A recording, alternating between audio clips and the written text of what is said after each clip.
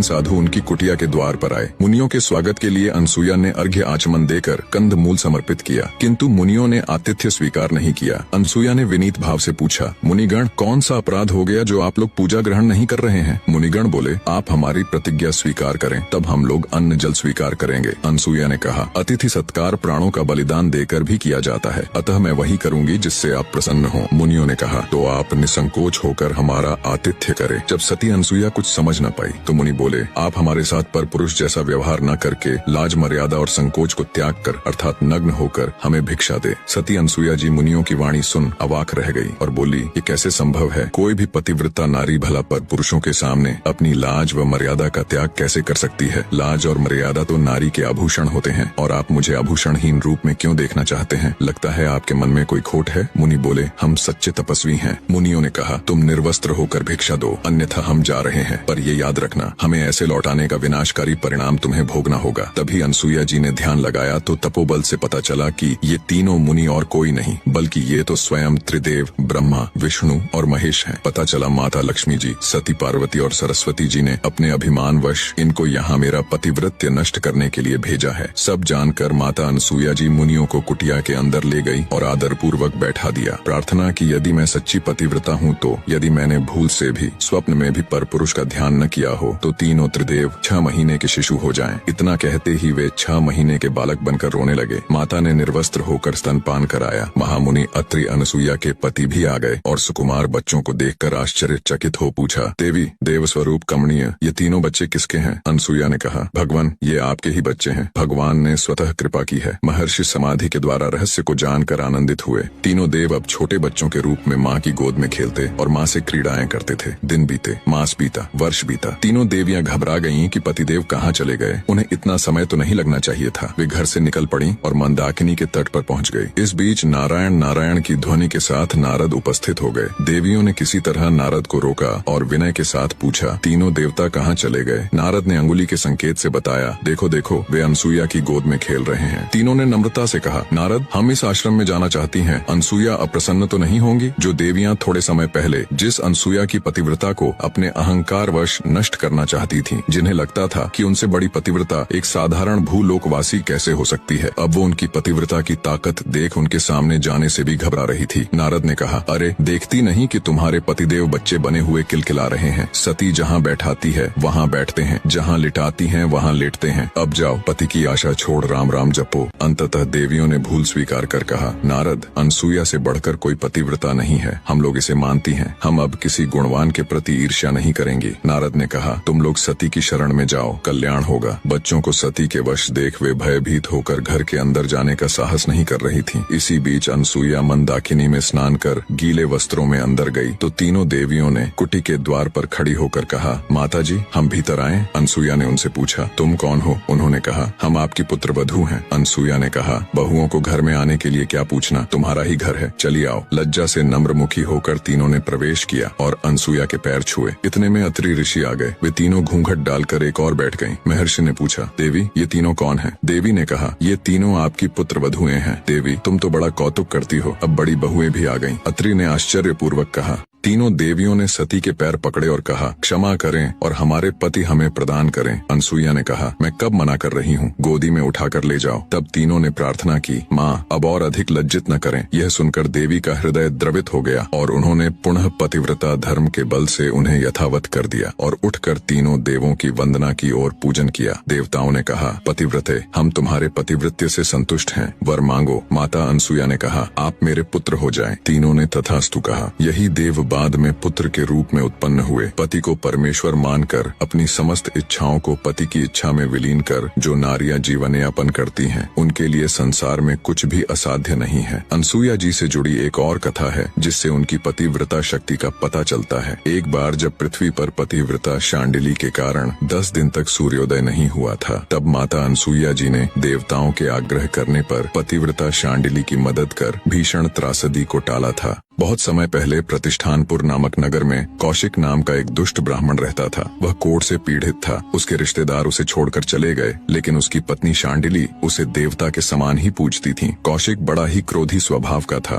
वह शांडिली का बिना किसी कारण अपमान करता रहता, लेकिन वह सुनती रहती। दिन भर अटारी में बैठकर आने जाने वाली स्त्रियों को बुरी नजर से ताकता था। एक दिन नगर के राजा के यहाँ से एक वैश्या निकली, जिसे देखकर कौशिक की काम वासना जागृत हुई। उसने अपनी पत्नी शांडिली से कहा, कुछ देर पहले मैंने यहाँ एक सुंदर वैश्या को जाते देखा था, क्या तुम मुझे उसके पास ले चलोगी? पति के मुख से दूसरी स्त्री, वो भी वैश्या, के पास जाने की बात सुनकर भी शांडिली को क्रोध नहीं आया, बल्कि वह पहले उस वैश्या के घर गई और वैश्या के सामने अपने पति की इच्छा व्यक्त की। वैश्या ने उसे बहुत सारे धन और उसके पति के साथ आधी रात को आने के लिए कहा। यह सुनकर शांडिली अपने घर लौट आई। अपने ही पति को वैश्या के पास ले जाने के लिए शांडिली ने सारे आभूषण इकट्ठे किए। जब रात हुई तो शांडिली जी ने अपने कोढ़ से घर्षित पति को कंधे पर उठाया और चल पड़ी। जिस मार्ग से वो अपने पति को लेकर जा रही थीं, उसी मार्ग में थोड़ी आगे मांडव ऋषि को चोरी के संदेह में राजा ने सूली पर चढ़ा दिया था। हालांकि मांडव ऋषि के पास भक्ति की इतनी ताकत थी कि वो चाहे तो अपनी मंत्र शक्ति से सजा से बच सकते थे, परंतु जब वो एक छोटे बच्चे थे तो चींटियों को कांटे चुभोया करते थे। अब उन्हें ये सजा उसी के फलस्वरूप मिली है, ये वे भली भांति जानते थे। तो अपने कर्मों को काटने के लिए वे सूली की सजा भुगत रहे थे। तभी वहाँ से शांडिली गुजरी। काफी अंधेरा होने के कारण उनके पति का पैर सूली से लग गया, जिससे सूली हिलने लगी और ऋषि को असहनीय पीड़ा हुई। पीड़ा से छटपटाते ऋषि ने शाप दिया, जिसने भी इस सूली को हिलाया है, सूर्य उदय होने से पहले उसकी मृत्यु हो जाए। शांडिली ऋषि का शाप सुनकर कांप उठी और उनसे आग्रह किया, महाराज, अंधेरा ज्यादा होने के कारण अनजाने में मेरे पति का पैर सूली से लग गया, कृपया अपना शाप वापस ले ले।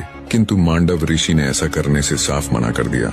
तब गुस्से में ऋषि मांडव को ललकारते हुए शांडिली ने कहा, हे ऋषिवर, या तो आप अपना दिया श्राप वापस ले लें, अन्यथा कल सूर्योदय नहीं होगा। इतना कह शांडिली फिर से अपने पति को उठा वैश्या के घर की तरफ चल दी। उस पतिव्रता के कही गई वाणी बिल्कुल सत्य हुई और अगले दिन सूर्य नहीं निकला। उससे अगले दिन भी नहीं और उससे अगले दिन भी नहीं। ऐसे ही 10 दिन बीत गए। पृथ्वी पर त्राही त्राही मच गई। पृथ्वी वासियों के साथ साथ सारा देवलोक भी चिंतित हो उठा। ऐसे तो पृथ्वी की गति रुक जाएगी, ऋतुएं रुक जाएंगी, पृथ्वी का नाश हो जाएगा। तब उनकी चिंता देख ब्रह्मा जी बोले, शांडिली की पतिव्रता का तेज ही ऐसा है कि सूर्योदय नहीं होगा, पर इसका एक रास्ता है। सबको मिलकर अत्रि ऋषि की पत्नी अनसुया जी के पास जाना चाहिए, अब वो ही कुछ कर सकती है। सभी चिंतित देवगण मिलकर अनसुया के पास गए और सारा वृतांत कह सुनाया और याचना की कि अब आप ही हमारी मदद कर सकती हैं। सभी देवताओं की याचिका सुन माता अनसुया जी शांडिली के पास गई और उनसे कहा, आप सूर्य को उदय होने दें। मैं वचन देती हूँ कि अपनी पतिव्रता शक्ति से तुम्हारे पति को फिर से जिंदा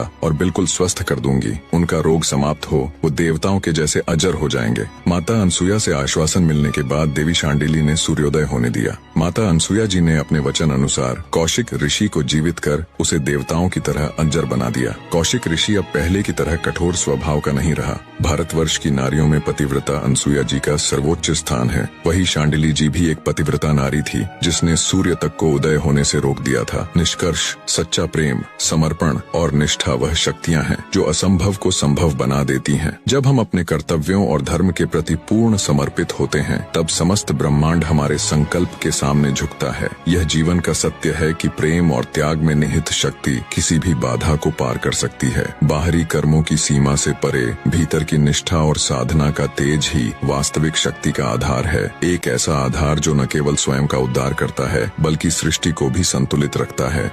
चैनल को सब्सक्राइब कर नेक्स्ट कहानी आप किसकी देखना चाहते हैं कमेंट करके बताइएगा जरूर।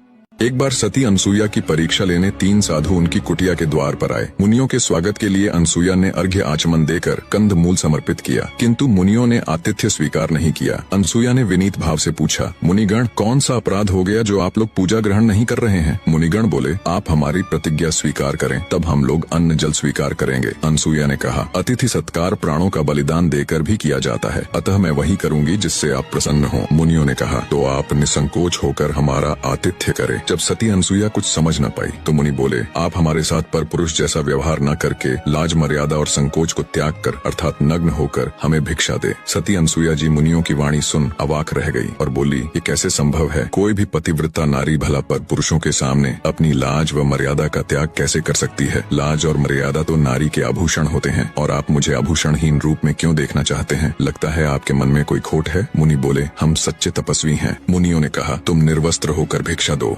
अन्यथा हम जा रहे हैं, पर ये याद रखना, हमें ऐसे लौटाने का विनाशकारी परिणाम तुम्हें भोगना होगा। तभी अनसुईया जी ने ध्यान लगाया तो तपोबल से पता चला कि ये तीनों मुनि और कोई नहीं बल्कि ये तो स्वयं त्रिदेव ब्रह्मा, विष्णु और महेश हैं। पता चला माता लक्ष्मी जी, सती पार्वती और सरस्वती जी ने अपने अभिमानवश इनको यहाँ मेरा पतिव्रत्य नष्ट करने के लिए भेजा है। सब जानकर माता अनसुईया जी मुनियों को कुटिया के अंदर ले गई और आदर पूर्वक बैठा दिया। प्रार्थना की, यदि मैं सच्ची पतिव्रता हूँ तो यदि मैंने भूल से भी स्वप्न में भी परपुरुष का ध्यान न किया हो तो तीनों त्रिदेव 6 महीने के शिशु हो जाएं। इतना कहते ही वे 6 महीने के बालक बनकर रोने लगे। माता ने निर्वस्त्र होकर स्तनपान कराया। महामुनि अत्रि अनसुईया के पति भी आ गए और सुकुमार बच्चों को देखकर आश्चर्यचकित हो पूछा, देवी देव स्वरूप कमनीय, ये तीनों बच्चे किसके हैं? अनसुईया ने कहा, भगवान ये आपके ही बच्चे हैं। भगवान ने स्वतः कृपा की है। महर्षि समाधि के द्वारा रहस्य को जानकर आनंदित हुए। तीनों देव अब छोटे बच्चों के रूप में माँ की गोद में खेलते और माँ से क्रीड़ाएं करते थे। दिन बीते, मास बीता, वर्ष बीता। तीनों देवियां घबरा गईं कि पतिदेव कहाँ चले गए। उन्हें इतना समय तो नहीं लगना चाहिए था। वे घर से निकल पड़ी और मंदाकिनी के तट पर पहुँच गई। इस बीच नारायण नारायण की ध्वनि के साथ नारद उपस्थित हो गए। देवियों ने किसी तरह नारद को रोका और विनय के साथ पूछा, तीनों देवता कहाँ चले गए? नारद ने अंगुली के संकेत से बताया, देखो देखो वे अनसुईया की गोद में खेल रहे हैं। तीनों ने नम्रता से कहा, नारद हम इस आश्रम में जाना चाहती हैं। अनसुईया अप्रसन्न तो नहीं होंगी? जो देवियां थोड़े समय पहले जिस अनसुईया की पतिव्रता को अपने अहंकार वश नष्ट करना चाहती थीं, जिन्हें लगता था कि उनसे बड़ी पतिव्रता एक साधारण भूलोकवासी कैसे हो सकती है, अब वो उनकी पतिव्रता की ताकत देख उनके सामने जाने से भी घबरा रही थी। नारद ने कहा, अरे देखती नहीं कि तुम्हारे पतिदेव बच्चे बने हुए किलकिला रहे हैं। सती जहाँ बैठाती है वहाँ बैठते हैं, जहाँ लिटाती हैं वहाँ लेटते हैं। अब जाओ, पति की आशा छोड़ राम राम जपो। अंततः देवियों ने भूल स्वीकार कर कहा, नारद अनसुईया से बढ़कर कोई पतिव्रता नहीं है, हम लोग इसे मानती हैं। हम अब किसी गुणवान के प्रति ईर्ष्या नहीं करेंगे। नारद ने कहा, तुम लोग सती की शरण में जाओ, कल्याण होगा। बच्चों को सती के वश देख वे भयभीत होकर घर के अंदर जाने का साहस नहीं कर रही थी। इसी बीच अनसुईया मंदाकिनी में स्नान कर गीले वस्त्रों में अंदर गई तो तीनों देवियों ने कुटी के द्वार पर खड़ी होकर कहा, माता जी हम भीतर आएं? अनसुईया ने उनसे पूछा, तुम कौन हो? उन्होंने कहा, हम आपकी पुत्र वधू हैं। अनसुईया ने कहा, बहुओं को घर में आने के लिए क्या पूछना, तुम्हारा ही घर है, चलिए आओ। लज्जा से नम्रमुखी होकर तीनों ने प्रवेश किया और अनसुईया के पैर छुए। इतने में अत्रि ऋषि आ गए। वे तीनों घूंघट डालकर एक और बैठ गईं। महर्षि ने पूछा, देवी ये तीनों कौन हैं? देवी ने कहा, ये तीनों आपकी पुत्र वधुएं हैं। देवी तुम तो बड़ा कौतुक करती हो, अब बड़ी बहुएं भी आ गईं। अत्रि ने आश्चर्यपूर्वक कहा। तीनों देवियों ने सती के पैर पकड़े और कहा, क्षमा करें और हमारे पति हमें प्रदान करें। अनसुईया ने कहा, मैं कब मना कर रही हूँ, गोदी में उठाकर ले जाओ। तब तीनों ने प्रार्थना की, माँ अब और अधिक लज्जित न करें। यह सुनकर देवी का हृदय द्रवित हो गया और उन्होंने पुनः पतिव्रता धर्म के बल से उन्हें यथावत कर दिया और उठकर तीनों देवों की वंदना की और पूजन किया। देवताओं ने कहा, पतिव्रते हम तुम्हारे पतिव्रत्य से संतुष्ट हैं, वर मांगो। माता अनसुईया ने कहा, आप मेरे पुत्र हो जाएं। तीनों ने तथास्तु कहा। यही देव बाद में पुत्र के रूप में उत्पन्न हुए। पति को परमेश्वर मानकर अपनी समस्त इच्छाओं को पति की इच्छा में विलीन कर जो नारियां जीवन यापन करती हैं, उनके लिए संसार में कुछ भी असाध्य नहीं है। अनसुईया जी से जुड़ी एक और कथा है जिससे उनकी पतिव्रता शक्ति का पता चलता है। एक बार जब पृथ्वी पर पतिव्रता शांडिली के कारण 10 दिन तक सूर्योदय नहीं हुआ था, तब माता अनसुईया जी ने देवताओं के आग्रह करने पर पतिव्रता शांडिली की मदद कर भीषण त्रासदी को टाला था। बहुत समय पहले प्रतिष्ठानपुर नामक नगर में कौशिक नाम का एक दुष्ट ब्राह्मण रहता था। वह कोढ़ से पीड़ित था। उसके रिश्तेदार उसे छोड़कर चले गए, लेकिन उसकी पत्नी शांडिली उसे देवता के समान ही पूजती थी। कौशिक बड़ा ही क्रोधी स्वभाव का था। वह शांडिली का बिना किसी कारण अपमान करता रहता, लेकिन वह सुनती रहती। दिन भर अटारी में बैठकर आने जाने वाली स्त्रियों को बुरी नजर से ताकता था। एक दिन नगर के राजा के यहाँ से एक वैश्या निकली, जिसे देखकर कौशिक की काम वासना जागृत हुई। उसने अपनी पत्नी शांडिली से कहा, कुछ देर पहले मैंने यहाँ एक सुंदर वैश्या को जाते देखा था, क्या तुम मुझे उसके पास ले चलोगी? पति के मुख से दूसरी स्त्री, वो भी वैश्या, के पास जाने की बात सुनकर भी शांडिली को क्रोध नहीं आया, बल्कि वह पहले उस वैश्या के घर गई और वैश्या के सामने अपने पति की इच्छा व्यक्त की। वैश्या ने उसे बहुत सारे धन और उसके पति के साथ आधी रात को आने के लिए कहा। यह सुनकर शांडिली अपने घर लौट आई। अपने ही पति को वैश्या के पास ले जाने के लिए शांडिली ने सारे आभूषण इकट्ठे किए। जब रात हुई तो शांडिली जी ने ने अपने कोढ़ से घर्षित पति को कंधे पर उठाया और चल पड़ी। जिस मार्ग से वो अपने पति को लेकर जा रही थीं, उसी मार्ग में थोड़ी आगे मांडव ऋषि को चोरी के संदेह में राजा ने सूली पर चढ़ा दिया था। हालांकि मांडव ऋषि के पास भक्ति की इतनी ताकत थी कि वो चाहे तो अपनी मंत्र शक्ति से सजा से बच सकते थे, परंतु जब वो एक छोटे बच्चे थे तो चींटियों को कांटे चुभोया करते थे। अब उन्हें ये सजा उसी के फलस्वरूप मिली है, ये वे भली भांति जानते थे। तो अपने कर्मों को काटने के लिए वे सूली की सजा भुगत रहे थे। तभी वहाँ से शांडिली गुजरी। काफी अंधेरा होने के कारण उनके पति का पैर सूली से लग गया, जिससे सूली हिलने लगी और ऋषि को असहनीय पीड़ा हुई। पीड़ा से छटपटाते ऋषि ने शाप दिया, जिसने भी इस सूली को हिलाया है, सूर्य उदय होने से पहले उसकी मृत्यु हो जाए। शांडिली ऋषि का शाप सुनकर कांप उठी और उनसे आग्रह किया, महाराज, अंधेरा ज्यादा होने के कारण अनजाने में मेरे पति का पैर सूली से लग गया, कृपया अपना शाप वापस ले ले। किंतु मांडव ऋषि ने ऐसा करने से साफ मना कर दिया।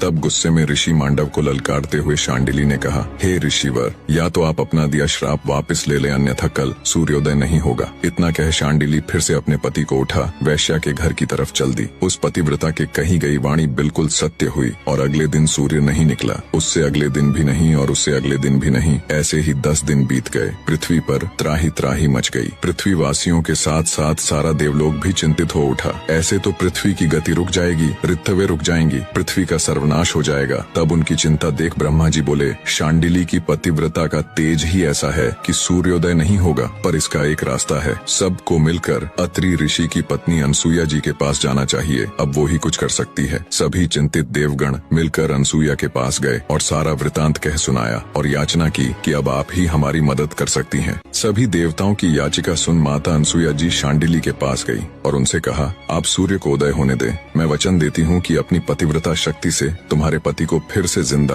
और बिल्कुल स्वस्थ कर दूंगी। उनका रोग समाप्त हो, वो देवताओं के जैसे अजर हो जाएंगे। माता अनसुईया से आश्वासन मिलने के बाद देवी शांडिली ने सूर्योदय होने दिया। माता अनसुईया जी ने अपने वचन अनुसार कौशिक ऋषि को जीवित कर उसे देवताओं की तरह अजर बना दिया। कौशिक ऋषि अब पहले की तरह कठोर स्वभाव का नहीं रहा। भारतवर्ष की नारियों में पतिव्रता अनसुईया जी का सर्वोच्च स्थान है। वही शांडिली जी भी एक पतिव्रता नारी थी, जिसने सूर्य तक को उदय होने से रोक दिया था। निष्कर्ष, सच्चा प्रेम, समर्पण और निष्ठा वह शक्तियां हैं जो असंभव को संभव बना देती हैं। जब हम अपने कर्तव्यों और धर्म के प्रति पूर्ण समर्पित होते हैं, तब समस्त ब्रह्मांड हमारे संकल्प के सामने झुकता है। यह जीवन का सत्य है कि प्रेम और त्याग में निहित शक्ति किसी भी बाधा को पार कर सकती है। बाहरी कर्मों की सीमा से परे भीतर की निष्ठा और साधना का तेज ही वास्तविक शक्ति का आधार है। एक ऐसा आधार जो न केवल स्वयं का उद्धार करता है, बल्कि सृष्टि को भी संतुलित रखता है। चैनल को सब्सक्राइब कर नेक्स्ट कहानी आप किसकी देखना चाहते हैं कमेंट करके बताइएगा जरूर। एक बार सती अनसुईया की परीक्षा लेने 3 साधु उनकी कुटिया के द्वार पर आए। मुनियों के स्वागत के लिए अनसुईया ने अर्घ्य आचमन देकर कंद मूल समर्पित किया, किंतु मुनियों ने आतिथ्य स्वीकार नहीं किया। अनसुईया ने विनीत भाव से पूछा, मुनिगण, कौन सा अपराध हो गया जो आप लोग पूजा ग्रहण नहीं कर रहे हैं? मुनिगण बोले, आप हमारी प्रतिज्ञा स्वीकार करें, तब हम लोग अन्न जल स्वीकार करेंगे। अनसुईया ने कहा, अतिथि सत्कार प्राणों का बलिदान देकर भी किया जाता है, अतः मैं वही करूंगी जिससे आप प्रसन्न हो। मुनियों ने कहा, तो आप निसंकोच होकर हमारा आतिथ्य करें। जब सती अनसुईया कुछ समझ न पाई तो मुनि बोले, आप हमारे साथ पर पुरुष जैसा व्यवहार न करके लाज मर्यादा और संकोच को त्याग कर अर्थात नग्न होकर हमें भिक्षा दे। सती अनसुईया जी मुनियों की वाणी सुन अवाक रह गई और बोली, ये कैसे संभव है? कोई भी पतिव्रता नारी भला पर पुरुषों के सामने अपनी लाज व मर्यादा का त्याग कैसे कर सकती है? लाज और मर्यादा तो नारी के आभूषण होते हैं और आप मुझे आभूषणहीन रूप में क्यों देखना चाहते हैं? लगता है आपके मन में कोई खोट है। मुनि बोले, हम सच्चे तपस्वी हैं। मुनियों ने कहा, तुम निर्वस्त्र होकर भिक्षा दो, अन्यथा हम जा रहे हैं, पर ये याद रखना, हमें ऐसे लौटाने का विनाशकारी परिणाम तुम्हें भोगना होगा। तभी अनसुईया जी ने ध्यान लगाया तो तपोबल से पता चला कि ये तीनों मुनि और कोई नहीं, बल्कि ये तो स्वयं त्रिदेव ब्रह्मा, विष्णु और महेश हैं। पता चला माता लक्ष्मी जी, सती पार्वती और सरस्वती जी ने अपने अभिमान वश इनको यहाँ मेरा पतिव्रत्य नष्ट करने के लिए भेजा है। सब जानकर माता अनसुईया जी मुनियों को कुटिया के अंदर ले गई और आदर पूर्वक बैठा दिया। प्रार्थना की, यदि मैं सच्ची पतिव्रता हूँ तो यदि मैंने भूल से भी स्वप्न में भी पर पुरुष का ध्यान न किया हो तो तीनों त्रिदेव 6 महीने के शिशु हो जाएं। इतना कहते ही वे 6 महीने के बालक बनकर रोने लगे। माता ने निर्वस्त्र होकर स्तनपान कराया। महामुनि अत्रि अनसुईया के पति भी आ गए और सुकुमार बच्चों को देखकर आश्चर्यचकित हो पूछा, देवी, देव स्वरूप कमनीय, ये तीनों बच्चे किसके हैं? अनसुईया ने कहा, भगवान, ये आपके ही बच्चे हैं। भगवान ने स्वतः कृपा की है। महर्षि समाधि के द्वारा रहस्य को जानकर आनंदित हुए।